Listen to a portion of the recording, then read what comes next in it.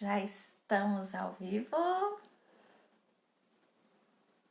Vamos ver. Boa noite. Sejam bem-vindos, bem-vindas. Olá. Vamos chegando. Boa noite, boa noite. Deixa eu pegar meu fone aqui hoje. Pra nada dar errado hoje, né? Porque com a Flávia aqui, às vezes a gente tem uns probleminhas de som, mas vai dar tudo certo. Boa noite, sejam bem-vindos. Carolina, Dani, Alice, Rangel de Andrade. Boa noite, sejam muito bem-vindos. Oi, Aline. Rafael Maia está aqui hoje. Boa noite. Paulinha.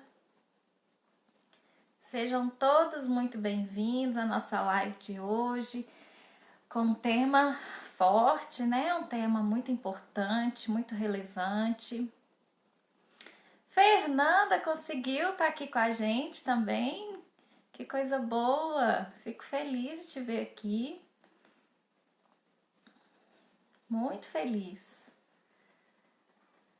Hoje nossa live é com a nossa querida sócia já aqui do meu Instagram, a professora doutora Flávia Alcântara. Nós já fizemos 2 lives juntas, né? A primeira foi sobre educação antirracista. E aí na primeira, né, sobre educação antirracismo, surgiu a demanda para a gente falar sobre feminismo. E então, na semana passada, nós fizemos uma live maravilhosa sobre educar crianças a respeito do feminismo. Infelizmente, eu tive um problema no meu celular que eu espero que não aconteça e eu não consegui gravar a primeira parte dessa live. Então, ficou gravada só a segunda parte, mas também que foi uma parte muito interessante. Muitas pessoas assistiram depois, comentaram comigo. E aí, no meio dessa live também, sobre o feminismo, surgiu aí essa questão sobre o abuso sexual, né? Como conversar com as nossas crianças sobre sexualidade, sobre essas questões, né? De abordar com as nossas crianças esse tema, para elas conseguirem falar sobre isso, sobre eventuais coisas que aconteçam, como se defenderem, como contarem para nós e como que nós podemos identificar sinais de que isso possa estar acontecendo com os nossos filhos e com outras crianças também. Boa noite, meu pai tá chegando aí. Tereza, querida, chegou aí também. Minha mãe, minha irmã. Sejam todos muito bem-vindos. Raíssa chegou também. Enquanto eu tô aqui apresentando, gente, o tema para vocês, se vocês quiserem compartilhar essa live com alguém que é de um tema, né, tão importante, vocês podem encaminhar para quem vocês quiserem, para algum amigo, alguma amiga. Tem um aviãozinho aqui na parte de baixo que vocês podem clicar e mandar essa live para alguém. Compartilha com alguém, né, que vocês achem que possa ter interesse nesse tema. E vamos esperar aí para ver se a Flávia aparece. Cadê a Flávia? Vamos esperar, é bom que o pessoal vai chegando. Sejam muito bem-vindos aqui. Eu vou aproveitar, vou me apresentar também. Ótima ideia, Mariana. Vou fixar o tema aqui. Deixa eu às vezes me esqueço. É um abuso sexual infantil. Muito obrigada. A Angélica tá aí de volta também. Letícia. Peraí que nós temos um convidado especial aqui que apareceu, amor. Dá boa noite, vem cá. Cuidado pra não derrubar nada. Já tá todo sujinho, né? Ei! Fala boa noite, pessoal. Boa noite, pessoal. Sejam bem-vindos. Sejam bem-vindos. E o convidado especial é eu. Pois é, tia Flávia já tá chegando, né? Acho dela. Ainda não chegou não, mas já vem. Pronto, tá lá, tá todo mundo aí. Tia Mariana, vovó, vovô. Acho dela, avó e vovô. Eles já passaram aqui, ó. Olha lá, vovô. Viu? Então pronto. Então agora deixa a mamãe Deixa falar. eu ver mais um. Mais um, amor. É assim, né, gente? Maternidade real. Deixa eu vida ver a real Pedro aqui. Alcântara. Ah, seu irmão ainda não tá aqui não, amor. Tá, agora deixa a mamãe falar, tá? Tchau. Bom, pra quem tá chegando aqui, né, e ainda não me conhece, talvez veio porque conhece a Flávia. Meu nome é Maria Angélica, eu sou psicóloga, psicanalista. Eu me graduei pela UFMG em psicologia e logo em seguida fiz um mestrado na Espanha, na Universidade de Salamanca, em clínica psicanalítica. E me formei em psicanálise. E o Escuta Materna nasceu pela minha própria experiência com a maternidade, depois de algum tempo, né, em que eu já estava clinicando, quando eu retornei ao Brasil. E aconteceu várias coisas no meio do caminho. Aí a Dani tá falando, né, que é aluna da Flávia. Então, eu acabei perdendo meu emprego, aconteceram várias coisas. E a maternidade realmente me transformou. E a minha própria experiência com a maternidade foi um pouco, no início foi bem complicada, muito solitária, passei por muitos percalços. Então eu resolvi criar o Escuta Materna para ser um espaço de acompanhamento para mães, um espaço de acolhimento, um espaço de escuta, principalmente de escuta daquelas coisas que as mães não têm outro local para poder falar, sem serem julgadas, sem serem apontadas, né? A Flávia chegou, gente, então deixa eu convidá-la aqui para participar da nossa live. Vamos lá.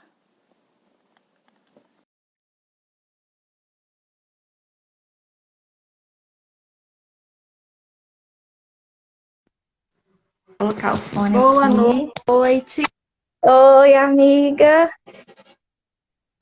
tudo bem? Tudo bom e você? Tudo ótimo. Ai, hoje nós não tivemos som voltando. Oba! Não, ó, já tô com fone, já preparei aqui. Que maravilha! Hoje tá tudo certo. Já temos Joia! alunas suas aí, ó. Ai, eu tô vendo as meninas. Oi, gente! Que saudade! Então, Dani. Ei, Carol! A Paula. Muita gente querida aqui com a gente hoje. Pois é, já temos bastante gente aí. Heitor já veio aqui, já quis ver o irmão, já saiu, já deixou um beijo aqui, E tá? ele pediu também para participar da live. Vamos ver, né, pessoal? Se entrarem, é até bom que a gente vê assim, algumas dicas na prática de como fazer essa orientação. Eita, Tereza Lindeza! Pois é, eu me apresentei aqui um pouquinho, né? Expliquei um pouco aqui a nossa trajetória de lives, né, Flávia? Que já a Flávia já é sócia do Escuta Materna. Verdade. O espaço aqui já é todo seu. E agora, então, aqui, dá tchau pra tia Flávia. Vem cá, ela não tá te vendo, não. Deixa eu te ver. Ei, Heitor! Ah, Tudo você não bem? tá ouvindo. Peraí, deixa eu tirar. Ei, Oi! Ei, bonitão da titia! Que saudade de você! mas não vai dar. Manda um beijo pra ele. Pronto. Bom, gente, eu já me apresentei aqui um pouquinho. Oi, Silvia, seja bem-vinda. E agora, então, gente, porque a gente fala demais, né, Flávia? Olha o Henrique lá também entrando. várias partes, né? A As nossas Flávia se lives. apresenta. Eu vou tirar o fone, né? Acho que tá bom sem fone. Tá, hoje a gente está sem aquele som duplicado, tá? Excelente. Tá ótimo hoje. Com as nossas canequinhas aí, ó. Chique, ó. Pois é. Então, gente, eu já me apresentei um pouquinho, falei um pouco da nossa trajetória aqui de lives, que tem sido um sucesso. A Flávia é muito querida por aqui, muito competente, né, em tudo que ela tem trazido para nós. E eu estou aproveitando essas férias para poder agregar aqui muito conteúdo para nós. Tem sido maravilhoso nessas experiências. Então, eu já vou passar a palavra para ela, porque a gente fala demais. Então, para a gente poder aproveitar o tempo aqui, tá bom? Então, vou deixar você se apresentar e apresentar o tema para nós, tá? Fica à vontade. Obrigada, pessoal, pela presença de vocês. Nós temos aqui colegas que já estão ficando frequentes nas nossas lives. É muito bom reencontrá-las, né, e reencontrá-los nessas lives que estão sendo quase semanais, né? Então, tem sido um grande prazer. E eu agradeço muito a Ângel, né, pela oportunidade de utilizar o espaço do Escuta Materna para discutirmos assuntos que são realmente tão importantes, tão necessários, né, e muitas vezes são pouco discutidos, pouco falados. Então, a gente começou com essa ideia, né, Ângel, a partir das discussões sobre o racismo e sobre como, né, educarmos crianças antirracistas é muito mais do que não ser racista, né? É como educar crianças para serem anti-racismo. E aí, a partir disso, vem a questão do feminismo. E aí, a partir, né, das propostas, das discussões, os temas vieram surgindo. E aí eu vou até te pedir, amiga, para fazer a mediação do chat, das mensagens, se tiver alguma pergunta, porque às vezes se eu ficar olhando ali as perguntas, eu me perco um pouco nas perguntas. Tá bom, Aí, pode ficar às vezes, tranquila. foge a ideia, mas fiquem à vontade para perguntar, tá? O que vocês sentirem vontade mesmo. E é justamente a partir dessa interação, né, que esses temas eles vêm surgindo e que a gente prepara com maior carinho para discutir, né? Então, o que a gente vocês, né, que foram surgindo. Exatamente. E a ideia é exatamente essa, né? De fazermos aqui, aproveitar o espaço do Escuta Materna como um espaço de trocas mesmo, né? E de trocar ideias, tirar dúvidas, principalmente, né, quando o que está em questão são esses temas que as pessoas geralmente evitam falar, né? Ixi, agora o som começou a voltar. Ai, Vocês estão sentindo que o som começou a voltar? aqui não tá, não. Aqui eu tô sentindo ele voltando. Tá dando. Mas não tá ruim igual era, não. Tá retornando um pouquinho. Será que Ô, com gente, o vocês fone. abriram pra gente, gente? Deixa eu colocar meu fone de novo, peraí. Não Às é vezes tá seu. com um retorno. Deixa eu colocar aqui. Deixa eu colocar o outro. Não, amorzinho. Tem que colocar o outro, né, Heitor, pra ouvir a titia. Ele quer participar. Não, filho. Então vamos lá. Aqui, ó, o pessoal tá falando que não atrapalha, então tá ok. Tá um pouquinho de eco, né? Melhorou? Ai, existe um gente querida aqui. Melhorou bastante. Então, ó, Então, qualquer problema, vocês colocam aí no comentário pra gente, tá? Gente, é De espaço também de conexão. encontro. Aí, ó, pronto. Esses dois. Não desmarca aqui. Olha lá. Então, vamos lá. Deixa a mamãe sentar aqui. Pode pegar uma cadeira para você sentar do lado da mamãe. No colo fica pesado, você tá grandão. Pessoal, vamos lá então. uma das coisas, né, que nós começamos a Não, filho, sem discutir ficar falando junto. era exatamente essa questão dos termos, né? Inicialmente, na troca de ideias, né, Ângelo? Qual que vai ser o chamado dessa live, né? A gente vai falar de abuso, né? Ou nós falaremos de violência, o que que a gente usa? Então, a ideia, vamos começar discutindo por aí. Gente, eu vou só fechar a porta aqui, que o som lá de fora tá me atrapalhando um pouquinho.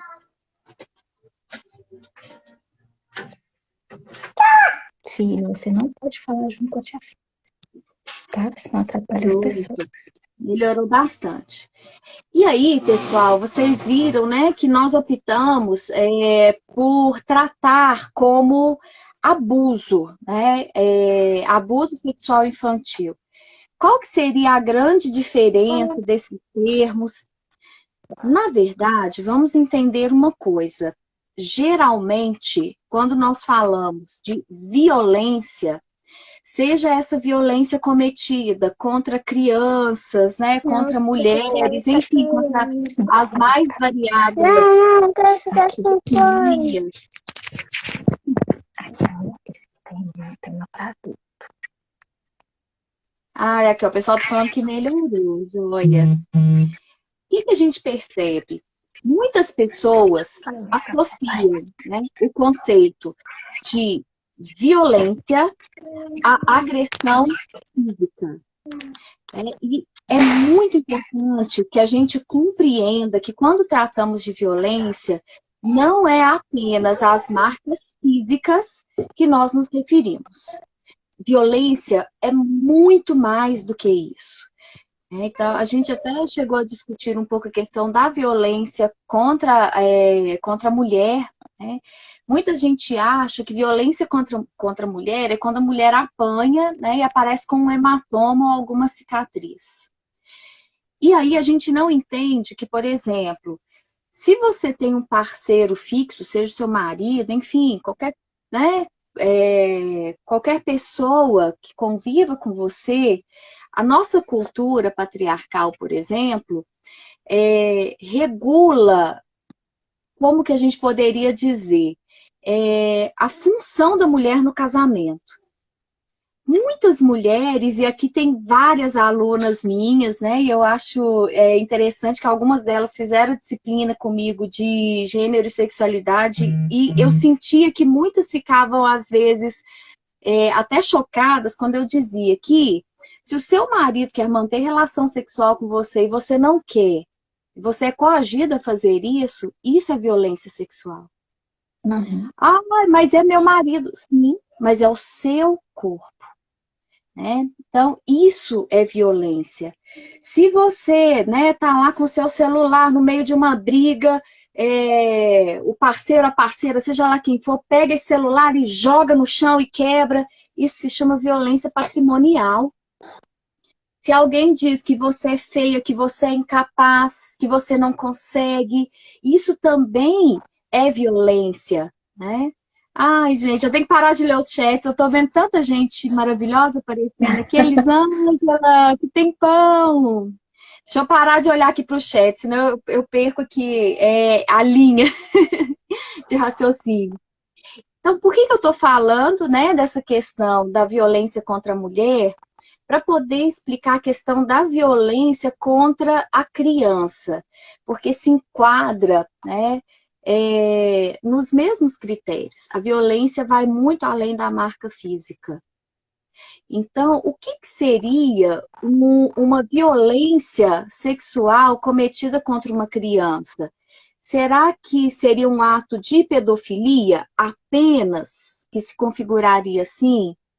E aí, pessoal, muita gente pode se chocar, né, ao saber que não é só isso.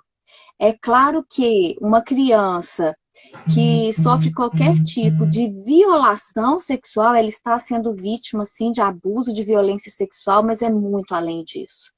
Uma criança que é obrigada, por exemplo, ou estimulada a assistir filmes pornográficos, Programas de televisão fora da faixa etária indicada, todas essas crianças estão sendo alvo, sim, de abuso, né? De violência. É uma violência contra a infância, colocar para essa criança informações para além daquelas que ela tem condição ou desejo de saber. Então, a gente já vai por aí. A violência emocional, a psicológica, talvez seja até mais difícil de lidar do que a violência física, porque as marcas são mais difíceis, né, de serem reconhecidas, de serem identificadas e de serem tratadas. A violência física, ela tem um tratamento mais fácil, porque ela é mais aparente. As outras formas de violência, não. E aí a Estão Ângela falando fala... aqui, estão falando aqui jogos fora da faixa, que inclusive tem a questão da humilhação, né? Exatamente. Então, nós precisamos, gente, observar todas essas questões, né, e entender o que é violência. Então, eu não sei se fica claro, né, para todos vocês o que nós estamos chamando, então, de violência. Tudo aquilo que afeta a criança no seu bem-estar, tudo aquilo que transgride as orientações do ECA, por exemplo, que é o Estatuto da Criança e do Adolescente, tudo isso poderá ser considerado como violência. No caso, né, do abuso, da violência sexual, é quando esse tipo de passagem, né, do limite colocado se dá fazendo referência ao corpo, à individualidade, à sexualidade dessa criança. E aí vamos entender também, né, o que é sexualidade. Sexualidade é diferente de sexo. Sexualidade é toda e qualquer forma de manifestação afetiva que nós, seres humanos, né, estabelecemos uns com os outros. Isso tudo diz respeito à sexualidade. O conhecimento do próprio corpo entra dentro dos conhecimentos da sexualidade humana, né? O sexo já está mais voltado, a gente tem algumas formas de interpretar, né, de dizer o conceito de sexo, mas dentro do estudo, por exemplo, do que seja gênero e do que seja sexo, né, sexo é aquele biológico, né, que nos marca fisicamente no nascimento. E o gênero são as formas sociais, né, como os seres humanos manifestam seu comportamento mais feminino ou mais masculino, né? E todo tipo de interação humana envolve sexualidade.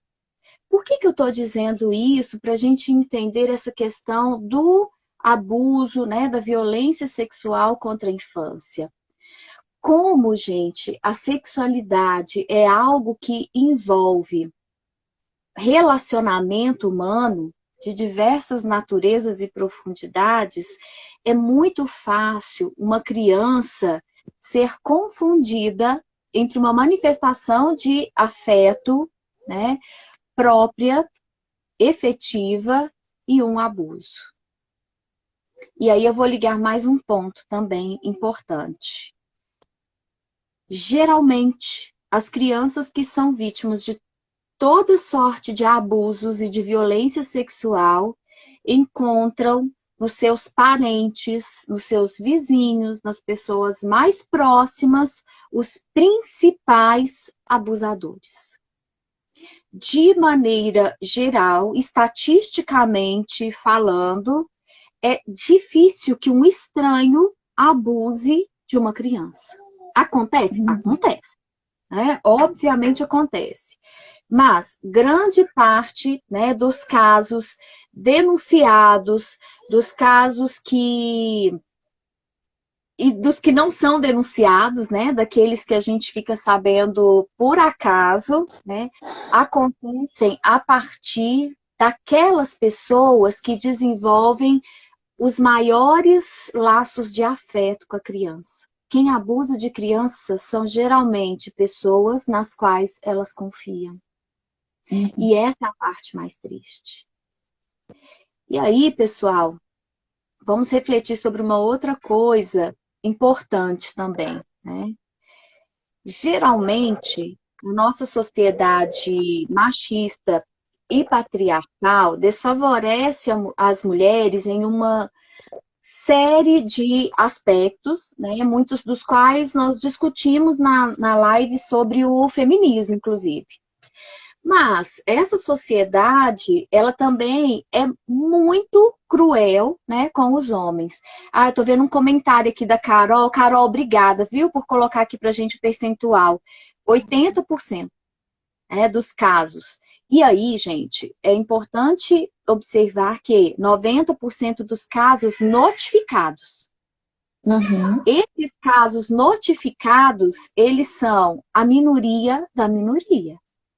Poucas pessoas denunciam. Aqui mesmo, quem está participando com a gente agora dessa discussão? No caso de você ficar sabendo que uma criança está sendo vítima de abuso, que providência que você tomaria? Para quem que a gente pede ajuda? Vocês sabem? Para quem que a gente pede ajuda? O que que a gente faz? Então vamos lá. Qualquer pessoa pode ligar, por exemplo, para o Disque 100. É anônimo. E aí eu trouxe aqui para vocês, ó, um dado de 2019, né? O Disque 100 recebeu mais de 4.000 denúncias de abuso infantil no Brasil. Estão colocando aí, Flávia, Disque 181 para o Conselho Tutelar. Isso, excelente. Disque 180. A gente pode também, né, chamar a polícia, enfim. Mas há formas, né, de que essa denúncia ela seja feita de forma anônima, né? Então, por exemplo, no caso do Disque 100, essa denúncia pode ser, para além da questão do abuso infantil, pode ser para denunciar também atos de racismo, injúria racial, de homofobia, né? E aí, excelente, gente. Conselho tutelar também pode ser acionado, principalmente para quem trabalha em escola, né? Muitas vezes não sabe o que fazer. Então, procure o conselho tutelar. O importante é a gente não se calar. Ah, Joia, a Marta está colocando Ministério Público. Joia, ela isso trabalha mesmo. lá, é minha mãe. Ela trabalha no Ministério Público. Ai, é sua mãe, eu ouvi. Excelente. Tem ouvidoria online também. E aí, pessoal, depois, né, que a gente encerrar a live, que a Ângela disponibilizar para vocês o vídeo, nós vamos enviar também todos esses links para vocês terem em mãos. Isso é muito importante. Mais importante de tudo, não sejamos coniventes. Se você sabe de algo e se cala, você está participando do abuso. Então, que isso fique claro para gente, né? Você passa a ser um abusador também, de forma indireta, mas também um abusador. É responsabilidade de cada um de nós. Investigar e tomar medidas para evitar esse tipo de ações. Então, Flávia, a Dani está fazendo uma pergunta importante. Ela está assim, mas Flávia, no Conselho Tutelar, se não tiver o endereço da criança, eles não podem ajudar. Isso procede? Dani, não sei. Porque os casos que eu já acompanhei do conselho foram casos associados à escola e a escola oferecia de fato o endereço. Né? Se alguém aqui souber responder, gente, essa pergunta da Dani, né? Mãe, você sabe responder isso? Ou a Fernanda também está aqui, que eu sei que talvez poderia ajudar? Todos os casos de denúncia no conselho, né, de que eu tenho notícia, eles tinham sim o endereço, Dani. Mas aí, nesse caso, né, até alguém nos ajudar aqui com esse questionamento da Dani, né? Se não for Eu possível, né, que também, alguma medida seja tomada, nós temos outros canais também de denúncia, né? a Dani tá Ah, que falando, porque este aluno era agredido pelos pais, eu liguei, mas não tinha endereço e eles não fizeram nada.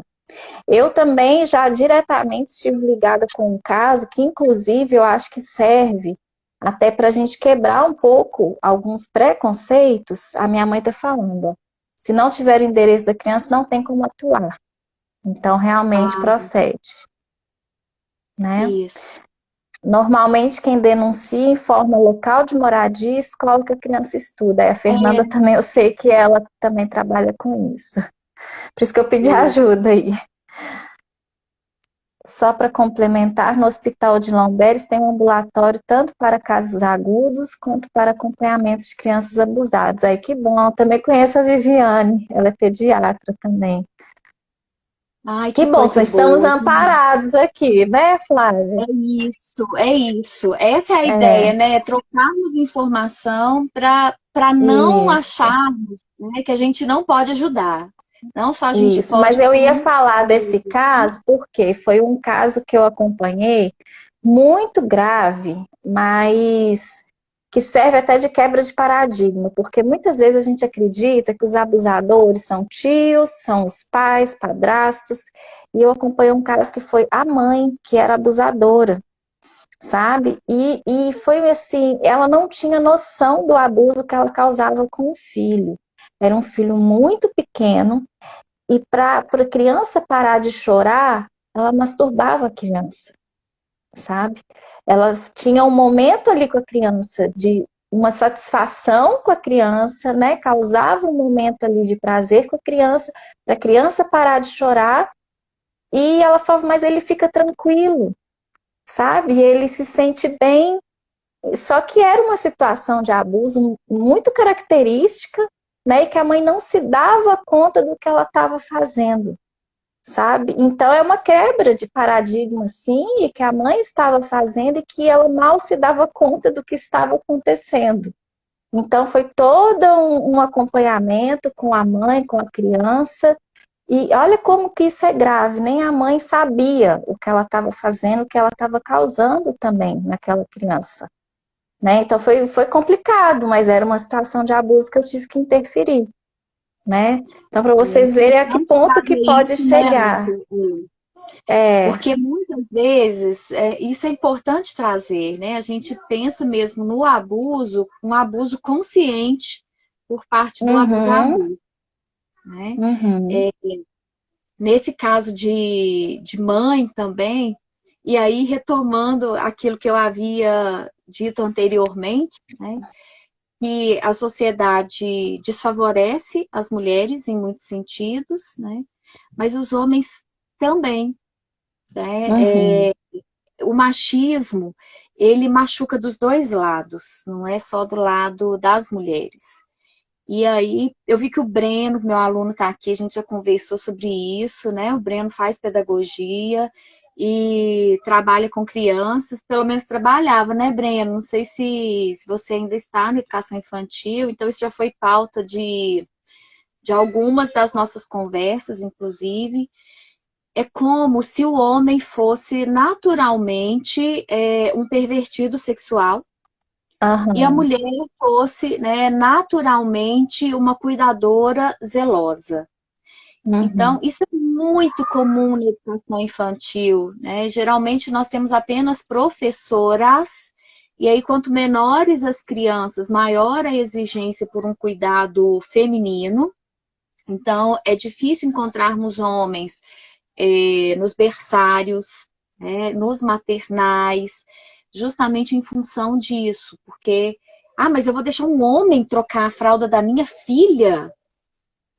Bom, né, quando a gente começa a entender melhor essa logística, eu hoje, Flávia, né, e aí eu tenho uma filha, não é falando assim, se você tivesse uma filha, você pensaria É, diferente? Não, eu tenho uma filha que inclusive usa fraldas. Eu não teria, de verdade, nenhum problema em confiá-la a um profissional dessa área, né? Então, Breno não teria problemas em confiá-la a você, né? Enquanto um profissional da área da educação. Então, por que eu estou dizendo isso, gente? E aí, complementando esse caso né, que a Ângela comentou, uma das creches, né, que eu acompanhei há algum tempo, as professoras narraram uma situação de uma criança que durante os intervalos, na hora da interação, né, do brincar na creche, esse menino, ele sempre procurava as bonecas grandes. Muitos dos meus alunos conhecem essa história, porque eu acho que ela é emblemática para falar disso, né, dessa situação do abuso. E aí ele pegava, né, as bonecas, abria a perna da boneca e começava a chupar no meio da perna da boneca, lambendo e chupando no meio das pernas da boneca. E assim, as outras crianças achavam aquilo estranho, mas enfim, cada um brinca do jeito que quer, continuavam brincando, mas as professoras, elas se sentiam extremamente incomodadas com essa situação, né?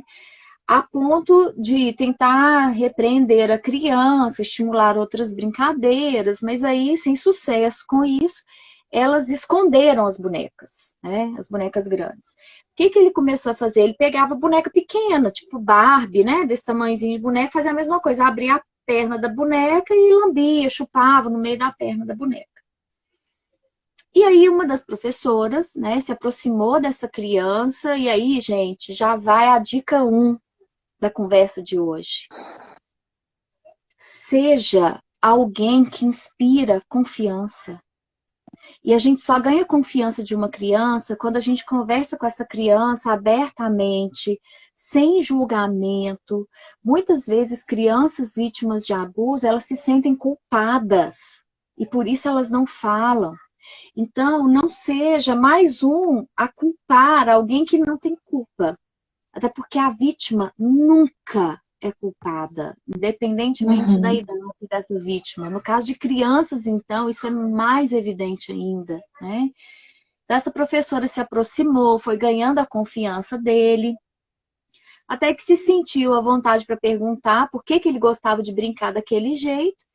E aí, qual foi a resposta dele? Ah, é o jeito que eu brinco com a minha mãe lá em casa. Então, assim, a mãe. Né? A mãe colocava o filho, né, para fazer sexo oral nela.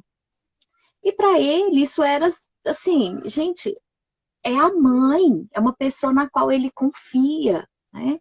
Então, essa mãe foi chamada à escola. Quando foi indagada, né, diante da criança, ela ficou completamente transtornada com relação a isso, brigou com a criança, o menino ficou sem entender nada, porque para ele é normal, né, um gesto, sei lá, de repente até de carinho, uma brincadeira De com a carinho, mãe, de amor.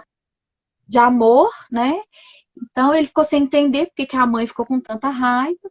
Claro, o conselho tutelar foi acionado. E aí essa criança nunca mais voltou na escola. Né? E eu não continuei, foi um trabalho pontual nessa creche, eu não soube depois, né, o desfecho dessa história. Mas é importante pensarmos que abusador não tem idade, né, não tem orientação sexual, né? Homossexuais podem ser abusadores, heterossexuais, bissexuais, enfim, homens, mulheres, jovens, adultos, idosos. Então, muita atenção a isso. Um abusador, ele não tem cara. E talvez isso dificulte muito esse processo de identificação. Porque não dá para saber, né, de fato. Principalmente porque, como já havíamos dito, normalmente essas pessoas são pessoas do convívio e da confiança da criança, né, e dos outros cuidadores principais da criança. Quando eles próprios não são os cuidadores principais. Né? Flávia, então, primeiro... o meu chat está desculpa. parado, eu nem vou colocar ele para rodar não, porque eu fico louca. Tem muita coisa rodando aqui. Hoje a gente então, vai ter lá, que fazer umas coloca pausas aí aqui. gente. O Henrique está falando aqui uma coisa que é muito emblemática na psicologia e principalmente na psicanálise, eu acho importante comentar.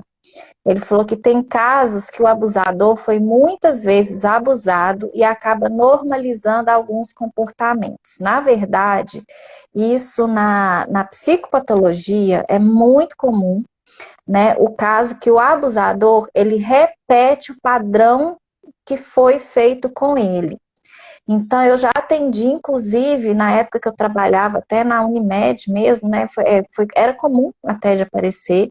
O caso que eu me lembro da criança menor que isso aconteceu, a criança tinha 5 anos e ele tinha sido, eu não vou dizer que foi abusado, tá? Mas ele tinha passado por um comportamento abusivo de um primo, que era um pouco mais velho do que ele, e na escola ele começou a repetir esse padrão com as outras crianças. Então, os pais levaram essa criança até mim, porque ele estava repetindo um padrão de comportamentos sexuais com as outras crianças da escola. Porque é o que você acabou de falar. Ele entendia aquilo como algo normal na vida dele, né? Era algo que o primo fazia com ele, né? Se o primo fazia, é uma pessoa do convívio, da confiança. Se o primo fazia, não era algo errado, era algo normal. E muitos dos futuros abusadores, né, vamos dizer assim, eles repetem aquilo que eles aprenderam na infância. Muitos abusadores foram abusados na infância, né? Então é uma coisa normal, é um padrão realmente repetitivo que vai acontecer na vida adulta, né, que eles não entendem como algo errado, eles entendem como um comportamento que eles aprenderam que era inclusive uma maneira de demonstrar o afeto pelo outro. É estranho, né, num primeiro momento a gente ouvir isso, mas é, por exemplo, essa criança que tinha esse comportamento com a mãe. Muitas vezes a criança tinha esse comportamento com um tio, tinha esse comportamento com um primo, então ele entende que é uma maneira de demonstrar afeto, de demonstrar carinho, né? Ele não vai entender isso como algo errado. E muitas pessoas, eu já tive, inclusive, também uma moça, né? Era até um atendimento que eu fiz, um dos primeiros atendimentos online, que foi muito interessante que eu fiz. Ela morava no interior do Mato Grosso, e durante o processo terapêutico, as lembranças de abuso foram vindo à tona. Ela não tinha essa memória, ela tinha 20 e poucos anos. E durante o processo terapêutico, ela lembrou das situações de abuso que ela tinha passado na infância com um vizinho idoso, né, que era amigo da avó dela, e foram situações, umas lembranças muito traumáticas para ela, sabe? E que tinham a ver com as dificuldades que ela estava tendo no relacionamento amoroso. Olha só como que isso vai reverberar na vida adulta, né? Ela tinha muita dificuldade em ter confiança no relacionamento amoroso que ela estava estabelecendo. E aí ela foi se lembrando dessas lembranças, né, meio que encobertas dos abusos que ela sofreu de um vizinho idoso. E isso tinha a ver agora na idade adulta com a dificuldade em estabelecer relacionamentos amorosos. Então, assim, a gente não tem noção, muitas vezes, de como que isso vai ter consequências depois na vida de uma pessoa, né? Eram situações que ela viveu, inclusive, com a irmã gêmea dela. Isso, sim, trouxe várias consequências. Ela começou a conversar com a irmã, inclusive, na época, a irmã começou a se lembrar também dessas coisas, a irmã também não se lembrava. Por quê? Porque naquela época ela era tão pequena que ela não tinha condições de elaborar o que ela estava vivendo, né? Ela foi tomada na época por uma culpa tão grande que ela não conseguia entender o que ela estava vivendo no momento, né? Então, assim, os caminhos das consequências são vários. Muitos podem se tornar abusadores e muitos não. Então, é muito grave, né? Assim, dentro da psicologia a gente conversa muito isso, porque é grave a gente falar que a criança que foi abusada pode se tornar um abusador, porque isso não é um destino certo, né? É muito perigoso a gente falar isso, que a criança pode vir a repetir e se tornar um abusador, porque os destinos são infinitos. Mas é certo isso que o Henrique está falando, que pode sim se tornar um comportamento normal para aquela criança, que ela está entendendo por meio de pessoas que ela confia, que pode ser uma maneira, inclusive, de demonstrar afeto. Tá bom? Acho Exato. que né, é uma coisa importante da gente falar, porque tem muita gente que acha que aquela criança que foi abusada pode se tornar homossexual, pode se tornar um abusador, né? São questões assim que eu acho importante da gente falar, porque não existe um destino certo para isso. Para cada pessoa pode ter uma consequência que a gente nem imagina muitas vezes, como essa moça, né, que foi ter uma consequência lá na vida adulta que ela nem poderia imaginar que tinha a ver com um trauma infantil. Sublimado, né? Essas são aquelas marcas, né, que não são físicas e por isso elas são tão difíceis. E Porque elas muito ficam ali. forte, né? Exato. Ai, bacana. Tem mais algum comentário do chat? Eu tenho tanta coisa aqui. Vamos lá. O meu parou aqui de rodar. Não, vamos lá. Tá falando de ganhar a confiança da criança, que você falou, né? Que não tem gênero. Falando da importância da educação sexual nas escolas. Acho que você podia falar um pouquinho disso aí também, falar. Então vamos lá, gente. Aí agora, Aí, né? Pode falar. não, tem a Dani falando, mais uma contribuição da Dani aqui também, né? Falando que teve um aluno que subia em cima dos outros alunos e ficava mexendo como se estivesse transando. Quando investigamos, ele dormia no mesmo quarto dos pais, isso também é muito importante, né, Flávia? E muitas vezes os pais não viam que ele estava lá no quarto. Eu até Eu fiz um acho que post sobre dormindo, isso, né? de ter relação sexual com a criança no mesmo quarto, mesmo que ela esteja dormindo. Ângela tá cortando a sua imagem. Tá cortando? Ah, voltei a te ouvir, mas a imagem para mim ainda não tá boa, não. Não sei se Peraí, você tá deixa ouvindo. eu tirar do meu Wi-Fi, gente. Peraí.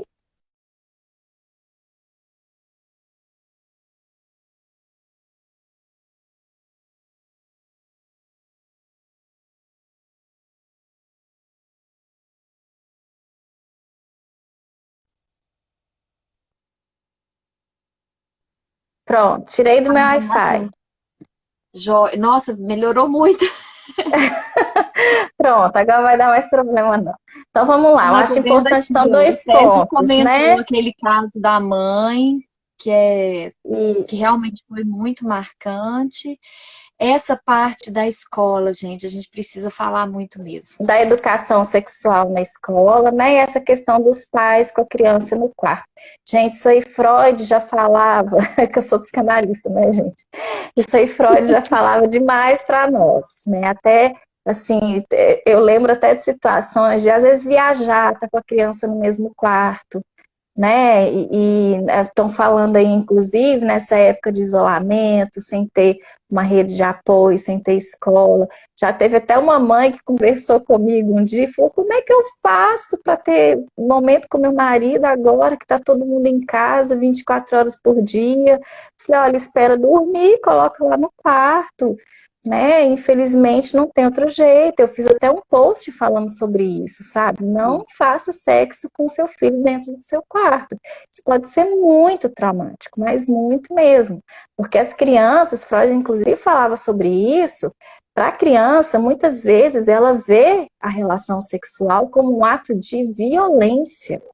Né? Inclusive os barulhos, inclusive o fato de um estar em cima do outro, né, gente? Vamos ser claros aqui, nós estamos falando com adultos, né? Isso para criança é uma situação que pode ser traumática, né? Pode ser visto como violência realmente entre os dois. Então a gente tem que ter uma Que muitas maturidade. vezes são atos de violência mesmo, né, que as crianças presenciam. Então, é muito complicado. A gente tem que ter um cuidado muito grande com isso. Então pode falar aí, Flávia. Então vamos lá, gente. Muito importante tocar nessa questão, né, da orientação sexual nas escolas. O Uhum. que acontece, pessoal? É, atualmente, e aí o pessoal da pedagogia vai me acompanhar nessa angústia. A gente discute isso bastante, né, no curso. Nós não temos hoje nenhum documento que regule legalmente, né, a orientação sexual nas escolas. Então, tínhamos, antes da implementação da BNCC, para quem não é da área, né, a BNCC é um documento que unificou as orientações curriculares para toda a educação básica no Brasil. O que é a educação básica? É o ensino que no Brasil vai da educação infantil até o ensino médio. Então, infantil, fundamental e médio, tudo isso faz parte da educação básica e todas as orientações curriculares da educação básica hoje, né, estão condensadas nesse documento chamado BNCC. Bases Nacionais Comuns, né, Base Nacional Comum Curricular. O que a BNCC traz para a gente de orientação sexual na escola? Nada. Nenhuma linha. Nenhum comentário. Escolas e professores hoje não têm nenhum subsídio legal para trabalhar, né, com orientação sexual na escola. Nenhum, né? Então, pensem bem. Quando nós tratamos, então, de criança, a questão é muito mais séria, porque nós ainda temos uma vertente no atual governo que orienta que o trabalho com a sexualidade deve ser desenvolvido em casa, na família. É a família quem tem que trabalhar orientação sexual com as crianças. Gente, eu não sabia disso. Pois é, né? E não é a escola. Vamos lá, vamos refletir sobre a problemática disso tudo. Ponto 1 que nós já mencionamos. Geralmente, os abusos vêm de onde? Da família. Ou daqueles mais próximos. Ponto 2. Nem os professores, em sua grande maioria, né, se sentem preparados para trabalhar com orientação sexual com crianças. Nem os professores. Então, por exemplo, no curso de pedagogia da instituição onde eu trabalho, essa disciplina, né, gênero e sexualidade, ela é obrigatória nesse curso, né, dessa instituição. Mas não é obrigatória, por exemplo, né, nas diretrizes dos cursos de pedagogia, que é o curso responsável por formar professores para a educação infantil e para o ensino fundamental 1. Não é obrigatório, né, para todos os cursos. Na minha formação como pedagoga, eu não tive absolutamente instrução nenhuma sobre isso. Essa é uma temática que eu sempre me identifiquei, né, sempre busquei conhecer mais. Então, tudo que eu fui, né, ao longo do tempo, trabalhando, me aproximando da área, foi por iniciativa própria. Eu não tive absolutamente nada na minha formação de base. Eu tive que buscar depois, porque eu precisei, porque eu senti necessidade de trabalhar com essas questões. Então, os professores não se sentem preparados. O que dizer, então, das famílias? Gente, isso é tão sério, né? Primeira coisa, o desconhecimento já começa sobre a questão da orientação sexual na escola. Muitas pessoas acham que trabalhar orientação sexual na escola é incitar a criança a fazer sexo. Gente, pelo amor de Deus.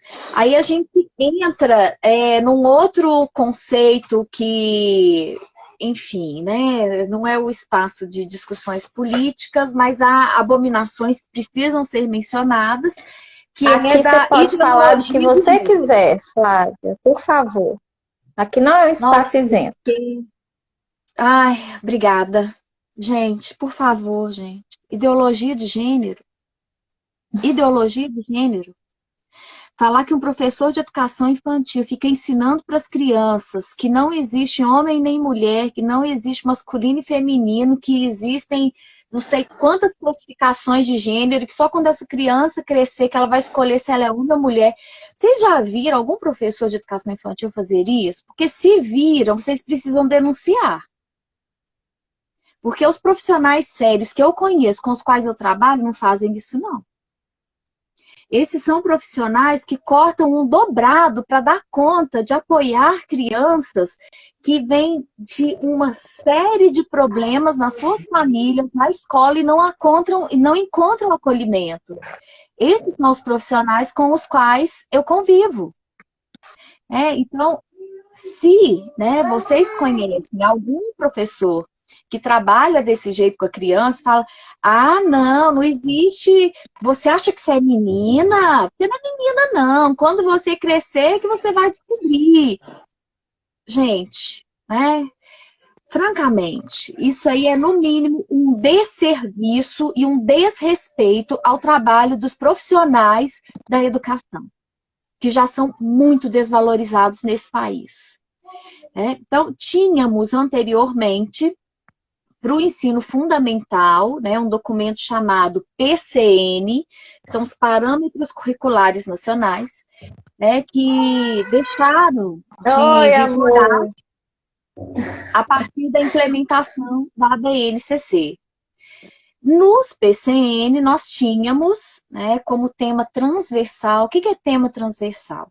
Não é uma disciplina a ser trabalhada na escola, mas orientações sobre como incluir esse debate, esse tema, nas disciplinas curriculares, como português, história, geografia, matemática, enfim.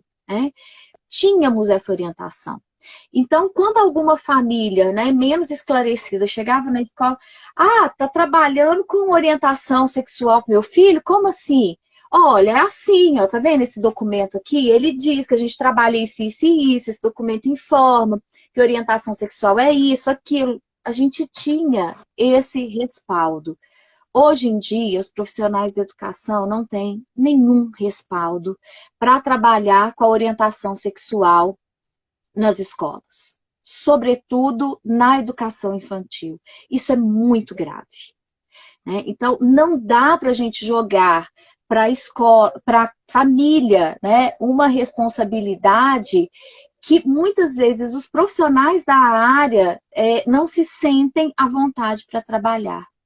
Não podemos jogar para a família uma responsabilidade que essas famílias não conseguem encarar. Por exemplo, talvez muitos aqui, que nunca tenham pensado sobre essas questões. E aí, Ângela, como que a gente não fala de Freud, do enigma da esfinge, por exemplo, quando a criança começa a querer saber de onde que ela veio, e aí, quando a criança, por exemplo, chega, quem é mãe, que é o escuta materna, gente? Quem nunca foi fazer um xixi e teve a porta invadida, menstruada, quem e a criança olha para absorver. E aí, mãe, que é isso? Mãe, você tá sangrando. Machucou. Eu machuquei. Não, a coisa mais básica, Flávia, que o Heitor me pergunta até hoje. Ele tem 5 anos, ele tá no auge do Édipo, 5 anos é a idade. Mãe, você tem piu-piu? Mãe, por que você não tem piu-piu? Eu tenho piu-piu, papai não tem piu-piu. Papai tem, eu tenho, você não tem. Por que você usa calcinha? Ele me vê colocando roupa no varal. Por que você usa calcinha? Eu uso cueca, papai usa cueca. São as coisas básicas e tem família que não consegue responder isso. Gente, tem família que vai responder a criança um cala a boca e muitas vezes vai bater na criança. Cala a boca. Se achar que a criança fez uma pergunta inadequada. Cala a boca e não olha pra cá. Porque eu já vi isso. Não olha pra cá, você não tem que olhar. Você não tem que saber. Isso não é coisa pra você. Para uma criança contemporânea, você não Flávia, tem que saber. Tá acabando. Vou ter que encerrar e voltar. 20 segundos. Então vamos lá, gente. A gente encerra e volta. Que aí eu vou apresentar Encerra e as dicas volta. pra vocês. Tá? 15, 10 segundos. Vou Vai lá, encerrar salva e aí eu pra vou gente, voltar. pra gente não Como perder. sempre, tá? Todo mundo volta. Tô voltando.